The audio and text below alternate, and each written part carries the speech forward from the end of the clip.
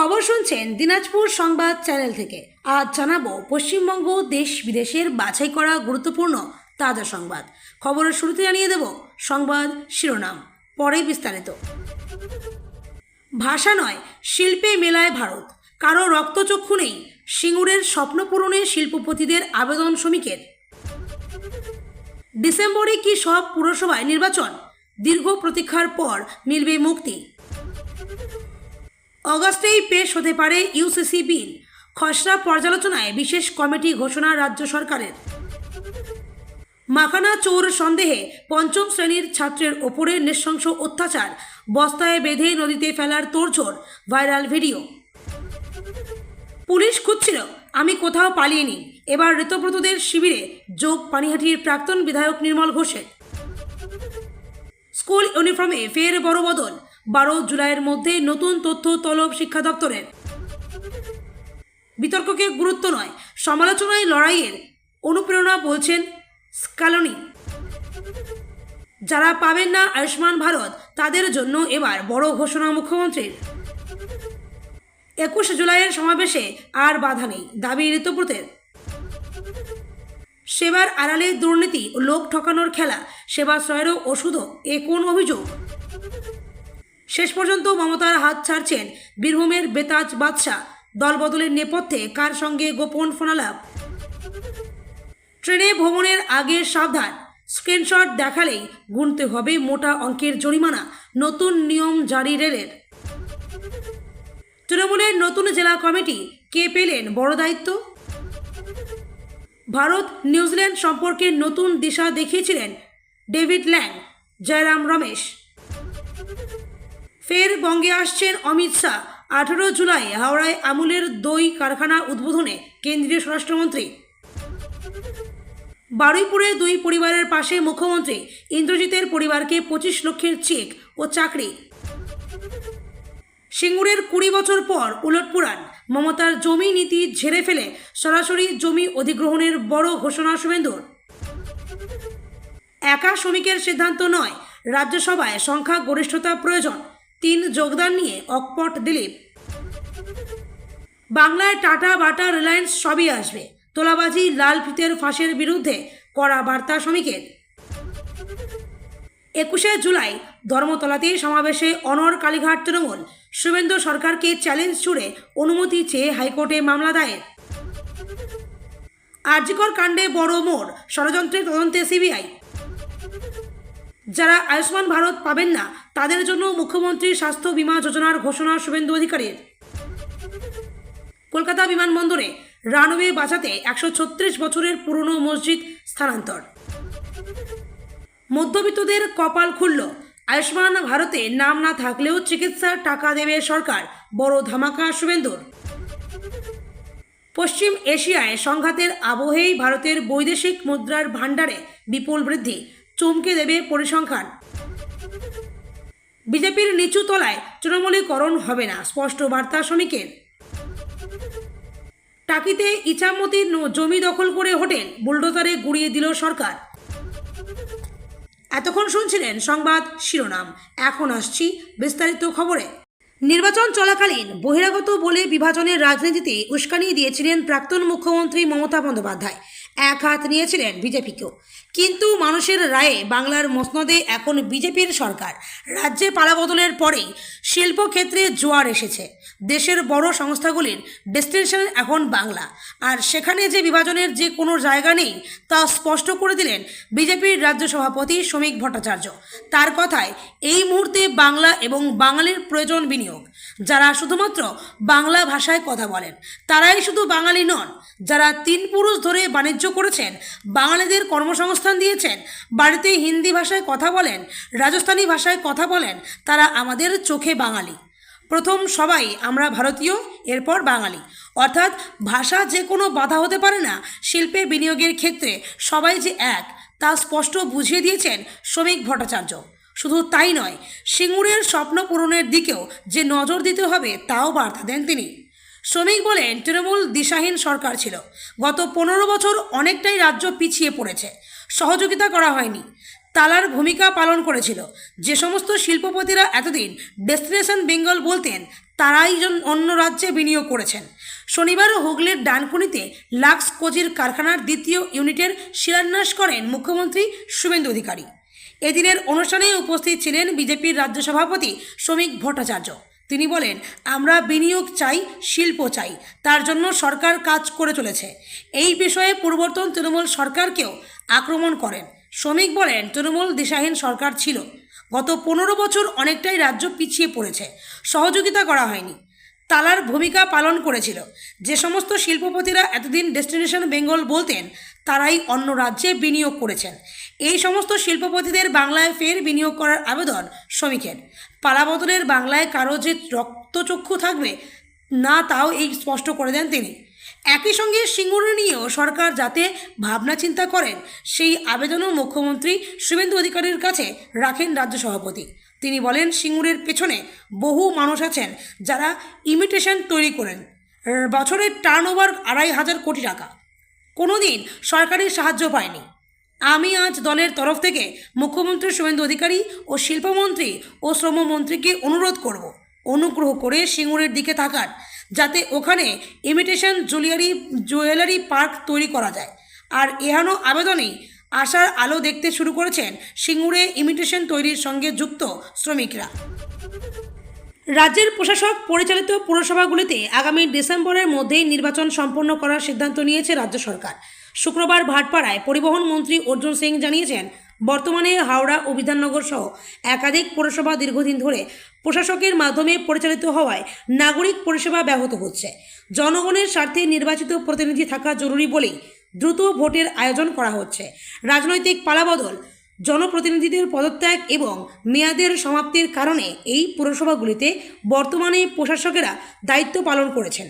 এই নির্বাচন প্রক্রিয়া সম্পন্ন করতে রাজ্য সরকার অক্টোবর মাসের মধ্যেই ওয়ার্ড পুনর্বিন্যাস ও সংরক্ষণের কাজ শেষ করার তোড়জোড় শুরু করেছে। সম্প্রতি রাজ্য নির্বাচন কমিশনার হিসেবে দায়িত্ব গ্রহণ করেছেন কৃষ্ণ গুপ্তা, যার অধীনে নির্বাচনের প্রস্তুতি দ্রুত গতিতে এগোচ্ছে। সমস্ত প্রশাসনিক প্রক্রিয়া সম্পন্ন করে নতুন বছরের শুরুতেই পুরসভাগুলিতে নির্বাচিত জনপ্রতিনিধিদের নিয়ে বোর্ড গঠন করার বিষয়ে প্রশাসন আশাবাদী। পশ্চিমবঙ্গে অভিন্ন দেওয়ানি বিধি কার্যকর করার পথে আরও এক ধাপ এগোলো রাজ্য সরকার। শনিবার রাজ্যের তরফে একটি গুরুত্বপূর্ণ বিজ্ঞপ্তি জারি করে জানানো হয়েছে যে সংবিধানের 44 নম্বর অনুচ্ছেদ মেনে রাজ্যের বাসিন্দাদের জন্য একটি অভিন্ন আইনি কাঠামো তৈরির উদ্যোগ নেওয়া হয়েছে। এই লক্ষ্যে 9 সদস্যের একটি বিশেষ কমিটি গঠন করা হয়েছে। কমিটির লক্ষ্য ও উদ্দেশ্য: রাজ্য সরকার the uniform civil code West Bengal 2026 নামে একটি খসড়া বিল ইতিমধ্যেই তৈরি করেছে। রাজ্যের বিবাহ বিচ্ছেদ, উত্তরাধিকার ও উইল সংক্রান্ত আইনের বিষয়গুলো খতিয়ে দেখা এবং সেগুলিকে একটি আইনি কাঠামোর আওতায় আনাই এই বিলের মূল উদ্দেশ্য। এই খসড়া বিলটির চুলচেরা বিশ্লেষণ ও পর্যালোচনার জন্যই এই পর্যায়ের কমিটি গঠন করা হয়েছে। কারা রয়েছেন কমিটিতে?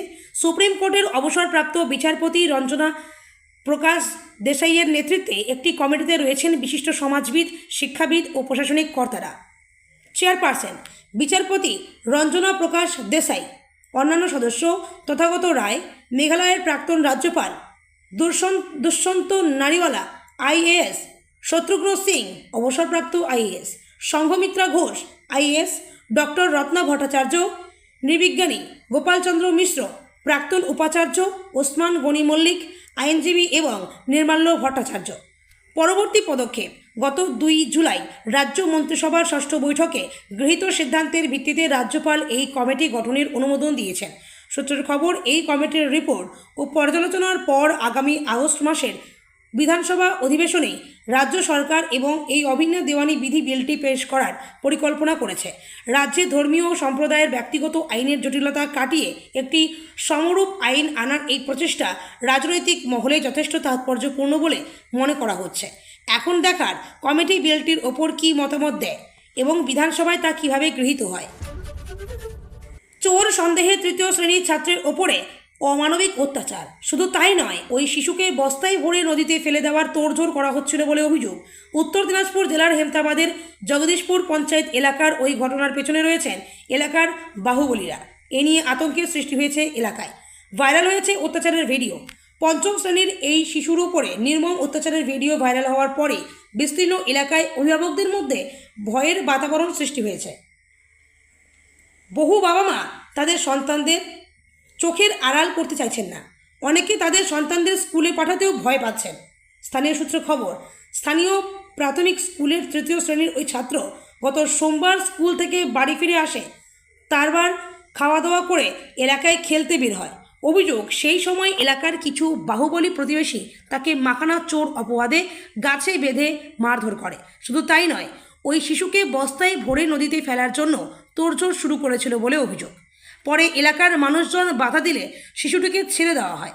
স্থানীয়দের দাবি, এলাকায় মাখানা চোর আটকাতে ও এলাকায় ভয়ের আবহ তৈরি করতে ওই বালকের উপরে নির্যাতনের ভিডিও ভাইরাল করে ওই নির্যাতনকারীরা। সেই ভিডিও দেখে বালকের মা প্রতিবাদ করতে গেলে তাকেও মারধর করে ওই নির্যাতনকারীরা, এমনটাও অভিযোগ উঠেছে। এরপর বালকের চিকিৎসা করিয়ে রায়গঞ্জ থানার ভাটল ফাঁড়ির দ্বারস্থ হয়ে নির্যাতিত বালকের পরিবার। পুলিশ তদন্তে আসলেও এখনও কেউ গ্রেপ্তার হয়নি বলে জানা গিয়েছে। প্রশাসন সূত্রে খবর, যে এলাকায় ওই ঘটনা ঘটেছিল সেই এলাকায় হেমতাবাদ বিধানসভার অন্তর্গত। সংশ্লিষ্ট এলাকায় প্রাক্তন বিধায়ক তথা মন্ত্রী সত্যজিৎ বর্মন ঘনিষ্ঠ বাহুবলীদের বসবাস। সেই বাহুবলীরাই এই ঘটনার মূল অভিযুক্ত বলে স্থানীয় সূত্রে জানা গেছে। ঋতব্রত তৃণমূলের বৈঠকে দেখা গেল পানিহাটির প্রাক্তন বিধায়ক নির্মল ঘোষকেও। ঋতব্রত শিবিরের বৈঠকে প্রথমবার এলেন পানিহাটির প্রাক্তন বিধায়ক নির্মল ঘোষ। শোনা গিয়েছিল তাকে নাকি খুঁজছে পুলিশ, তাই এই নিয়ে প্রশ্ন করা হয় এই বৈঠকে। তিনি বৈঠকে ঢোকার সময় বলেন, আমি কোথাও পালিয়ে নেই। ছেলে তীর্থঙ্কর ঘোষ নিয়ে প্রশ্নের উত্তরে নির্মল ঘোষের জবাব, কে কোথায় আছে আমি কি করে জানবো। পানিহাটির রাজনীতিতে নির্মল ঘোষের ভূমিকা গুরুত্বপূর্ণ। 5 বার পানিহাটির বিধায়ক ছিলেন নির্মল ঘোষ। 1996 সালে প্রথম পানিহাটির বিধায়ক হন তিনি। 2026 সালে নির্মল ঘোষের বদলে তৃণমূল টিকিট দেয় তার পুত্র তীর্থঙ্কর ঘোষকে। তারপরে অভয়ের মা রত্না চক্রবর্তীর কাছে পরাজিত হন তীর্থঙ্কর ঘোষ। নির্মল ঘোষের বিরুদ্ধে একাধিক অভিযোগ উঠেছিল, কিন্তু শেষ পর্যন্ত তিনিও ঋতব্রত শিবিরে যোগ দিলেন। যদিও এই নিয়ে ঋতব্রত বলেন, পানিহাটির বিধায়ক নির্মল ঘোষের সঙ্গে আমাদের কোনো কথা হয়নি। বৈঠক শেষে বেরোনোর পথে নির্মল ঘোষ বলেন, আমি আজকে আমন্ত্রিত ছিলাম, তবে আমাকে নেওয়া হবে কি না হবে না সেটা পরবর্তীকালে জানতে পারবেন। আমি এবার প্রার্থী ছিলাম না, ফলে আমি লুকিয়েছিলাম না, পালিয়েছিলাম না, সে সম্বন্ধে বলা যাবে না। ঋতব্রতদের শিবিরে এদিন যোগ দিলেন ডক্টর শান্তনু সেনও। সে সঙ্গে সেই দলে যোগদান করেন রঞ্জন সরকার, নারায়ণ গোস্বামী, কাউন্সিলর সুশান্ত ঘোষ, আসানসোলের মেয়র বিধান উপাধ্যায়, বীরভূমের জেলা পরিষদের সভাধিপতি কাজল শেখ, শিলিগুড়ি পৌরসভার ডেপুটি মেয়র রঞ্জন সরকারও এদিন ঋতব্রতদের তৃণমূলে আনুষ্ঠানিকভাবে যোগ দেন। পাশাপাশি ঋতব্রতদের তৃণমূলের এদিনে বৈঠকে উপস্থিত হয়েছেন ভগবানগোলার বিধায়ক রেয়াত হোসেন সরকার, ফিরহাদ হাকিম, পাণ্ডবেশ্বরের পরাস্ত প্রাক্তন বিধায়ক নরেন চক্রবর্তী, মেয়র পরিষদ তারক সিং ঢুকলেন। বোট ক্লাবে বিপ্লব মিত্র, মহেশতলার বিধায়ক সুভাষিস দাস, সাবিনা ইয়াসমিন, শান্তনু সেন উপস্থিত হয়েছেন। মগরাহাট পশ্চিমের বিধায়ক শামীম আখতারও ছিলেন এই বৈঠকে। রাজ্যের সরকারি ও সরকারি সাহায্যপ্রাপ্ত স্কুলগুলির ইউনিফর্ম নিয়ে নতুন করে জল্পনা শুরু হয়েছে। 2022 সালে চালু হওয়া বাধ্যতামূলক নীল সাদা ইউনিফর্মের নিয়মে বড় পরিবর্তনের ইঙ্গিত মিলছে রাজ্যের স্কুল শিক্ষা দপ্তরের সাম্প্রতিক নির্দেশে। কি জানাচ্ছে শিক্ষা দপ্তর? গত 8 জুলাই স্কুল শিক্ষা দপ্তর থেকে জেলার স্কুল পরিদর্শকদের ডিআই কাজে একটি নির্দেশিকা পাঠানো হয়েছে। সেখানে স্কুলগুলির প্রধান শিক্ষকদের গুগল ফর্মের মাধ্যমে 2027 শিক্ষাবর্ষের জন্য ইউনিফর্ম সংক্রান্ত তথ্য জানাতে বলা হয়েছে। মূল বিষয়গুলো হলো, স্কুলের নিজস্ব ইউনিফর্মের পুরনো রং কী ছিল, ইউনিফর্মের কাপড়ের চাহিদা কত, নির্দিষ্ট সময়ের মধ্যে এই তথ্য 12 জুলাইয়ের মধ্যে জমা দিতে হবে। কেন এই সমীক্ষা? 2022 সালের 20 মার্চ রাজ্য সরকার সব সরকারি ও স্পন্সর্ড স্কুলের জন্য নেভি ব্লু ও সাদা রঙের অভিন্ন ইউনিফর্ম এবং বিশ্ব বাংলা লোগো বাধ্যতামূলক করেছিল। সরকারের লক্ষ্য ছিল আর্থসামাজিক বৈষম্য দূর করা। তবে সেই সময় থেকেই বহু স্কুল নিজস্ব ঐতিহ্যের দাবিতে আপত্তি জানিয়েছিল। কাঁথি হাইস্কুলের মতো প্রতিষ্ঠানের প্রাক্তন ছাত্ররা নিজস্ব ইউনিফর্মের দাবিতে সরব হয়েছিলেন। শিক্ষা দপ্তরের এক আধিকারিকের কথায়, অভিন্ন ইউনিফর্ম চালুর পর থেকেই নানা মহলে আপত্তি আসছিল, যার ভিত্তিতেই এই নতুন সমীক্ষা। পরিবর্তনের অপেক্ষায় শিক্ষামহল এই সমীক্ষার ফলে আগামী 2027 শিক্ষাবর্ষে স্কুলগুলি আবার তাদের ঐতিহ্যবাহী নিজস্ব ইউনিফর্মে ফিরে যেতে পারে বলে মনে করছেন অধিকাংশ শিক্ষক শিক্ষিকা। অনেকে মনে করছেন নীল সাদা পোশাকের একঘেয়েমি কাটিয়ে স্কুলের নিজস্ব পরিচয় ও গর্ব ফেরানোর পথ প্রশস্ত করেছে সরকার। পরবর্তী পদক্ষেপ, তথ্য সংগ্রহের কাজ শেষ হলে ক্ষুদ্র ছোট ও মাঝারি শিল্প দপ্তর কাপড় তৈরির প্রক্রিয়া শুরু করবে। শিক্ষা দপ্তরের লক্ষ্য, নতুন শিক্ষাবর্ষ শুরুর আগেই যেন পড়ুয়াদের হাতে নতুন ইউনিফর্ম পৌঁছে দেওয়া যায়। এখন দেখার বিষয় 12 জুলাইয়ের পর রাজ্য সরকার চূড়ান্তভাবে কী ঘোষণা করে। অভিন্ন পোশাকের বদলে স্কুল ভিত্তিক ইউনিফর্মের স্বাধীনতা ফিরলে তা রাজ্যের শিক্ষাঙ্গনে এক বড় পরিবর্তনের বার্তা দেবে। চলতি ফুটবল বিশ্বকাপে শনিবার রাত থেকে রবিবার ভোরের মধ্যে 2 সেমিফাইনালিস্ট পেয়ে যাবেন ক্রীড়াপ্রেমীরা। তবে নিঃসন্দেহে রবিবার সকালের হাই ভোল্টেজ আর্জেন্টিনা বনাম সুইজারল্যান্ড ম্যাচ ঘিরে আলাদা উন্মাদনা রয়েছে। এখনও পর্যন্ত লিওনেল মেসিদের প্রতি জয়ের পরই একটা করে বিতর্ক জুড়েছে আর্জেন্টিনার সঙ্গে। রেফারি সহায়তা করছে মন্তব্যের পাশাপাশি ফিফা বাড়তির সুবিধা পাইয়ে দিচ্ছে বলেও বারবার কটাক্ষ করা হয়েছে আকাশি সাদা জার্সির মালিকদের। কিন্তু এই সব কিছুকে আমল দিতে নারাজ আর্জেন্টিনার কোচ লিওনেল স্কলোনি। কোয়ার্টার ফাইনালের গুরুত্বপূর্ণ ম্যাচের আগে তিনি আত্মবিশ্বাসী, বলছেন বিতর্ক বা সমালোচনা নতুন কিছু নয়, এগুলোই এগিয়ে চলার অনুপ্রেরণা। একদিকে ম্যাচের মাঝে বিতর্কিত সিদ্ধান্তের সুফল পাচ্ছে আর্জেন্টিনা, অন্যদিকে সুবিধাজনক সূচি সব ক্ষেত্রেই সহায়ক হচ্ছে মেসিদের। ফুটবল মহলের অন্তরে কান পাতলে এখন এই নিয়েই বেশি চর্চা। ব্রাজিল ও পর্তুগাল আউট হয়ে যাওয়ার পরে মাঠে ঘাটে আড্ডাতেও আর্জেন্টিনার ফুটবল গুরুত্বকে খাটো করে ফিফার পক্ষপাতিত্বকে বারবার কাঠগড়ায় তোলা হচ্ছে। আর এই সব সমালোচনাকে অস্ত্র করেই দলকে আঁতাতে চাইছেন কোচ। প্রযুক্তি যুগে কি আদৌ কোনো দল বাড়তি সুবিধা পেতে পারে? স্কালোনি বলছেন, আসলে আমরা আগের বিশ্বকাপ জিতেছি বলেই হয়তো অনেকে চায় না আমরা আবার জিতি। আমরা সেটা জানি।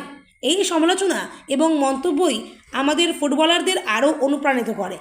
এগুলোকে আমরা লড়াই করার শক্তি হিসেবে দেখি। এগুলোই ভালো পারফর্ম করার অনুপ্রেরণা যোগায়। কোচের কথা অনুযায়ী 1986 সালে যখন আর্জেন্টিনা বিশ্বকাপ জেতে, তখন থেকে আজ 40 বছর পেরিয়েও তাদের দলকে নিয়ে বিতর্ক থামছে না।